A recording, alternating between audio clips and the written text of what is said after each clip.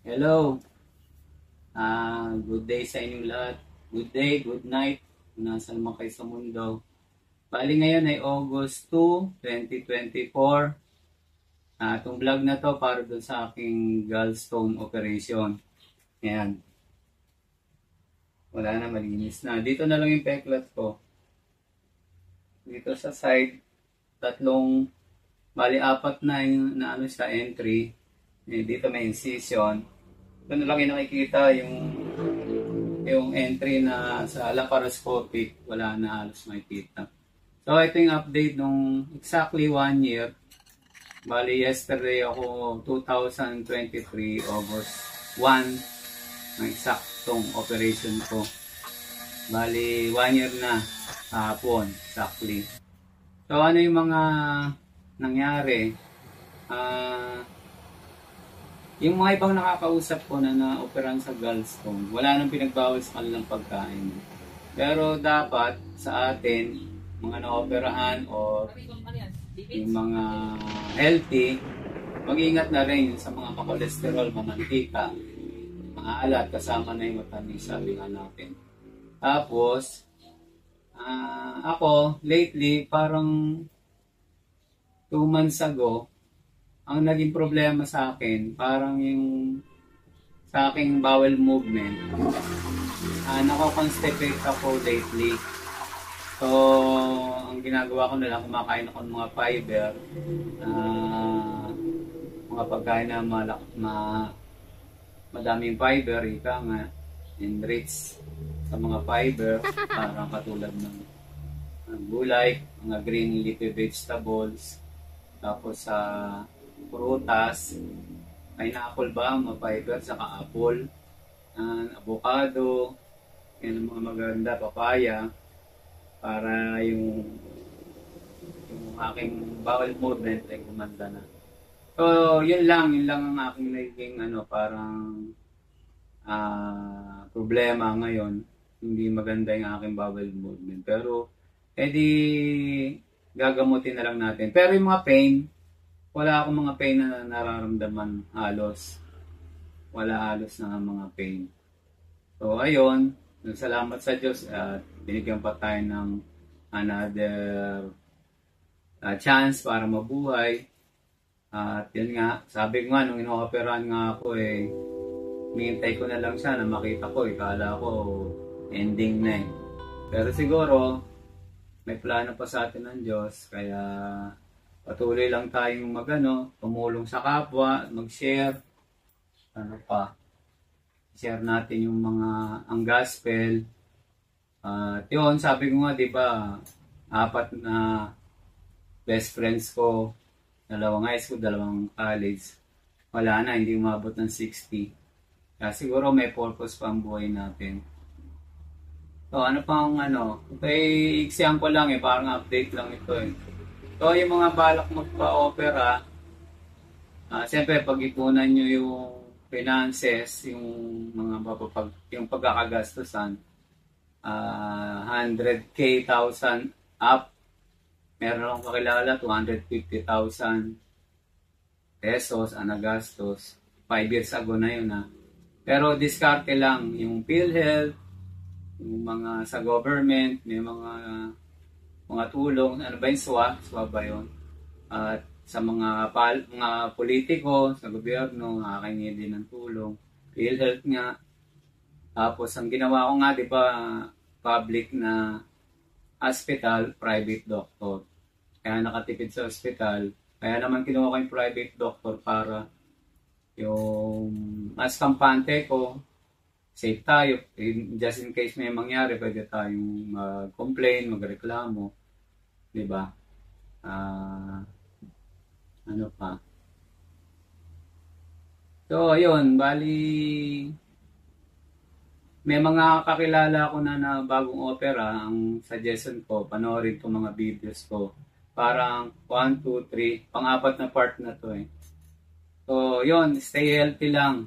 Kahit wala pa tayong sakit, iwas na sa masyado matatamis. Yan. At yun nga, yung sodium, yung alat, mas okay pa yun, mabubuhay daw tayo sa sodium. Ibig sabihin, pwede tayong mabuhay ng sodium, pero ang sugar, kahit wala, yun, pwede tayong mabuhay na walang sugar, pero ang sodium, ang asin, hindi tayo pwedeng mawalan ng sodium sa katawan. Dahil yan ay kailangan ng ating katawan. So, yan, salamat sa inyo sa pag-subaybay nyo sa aking channel at Daddy Marlon, my new logo. Ayun, salamat at please support my YouTube channel. Comment kayo. Bali sa akin ng aking channel lahat eh. Kumbaga, everything under the sun. Kung ano yung tanong nyo, gusto nyo i-vlog ko, pa-vlog natin. Siguro yung si Lance nga, Silot, gusto niya mag-podcast, magta-try siya mag-podcast. Siguro ako din, para lalo tayong maka-reach out sa iba. Yung may mga topics na magaganda. Okay, yun pala, shoutout nga pala kay Benny Santiago. Lately, na-operahan yung kanyang pinsan. Alam pa, pinsan niya yun eh. Shoutout sa'yo, pagaling ka. Bali, siguro 1 month ago o 3 weeks ago, na-operahan siya. Laparoscopic din. So, sinend ko to mga video din sa kanya para mapanood niya, makakuha ng konting tips. At yun, shoutout sa Melgareo Clan. Stay healthy, Dimakuha family, Villanueva family. Yan, tayo lahat, exercise, eat healthy food. Tapos, iwas na sa bisyo. Pwede, moderate lang. Pero yung sigarilyo, talagang quit na. Ano pa? Ayun. Ano lang tayo. That's exercise nga.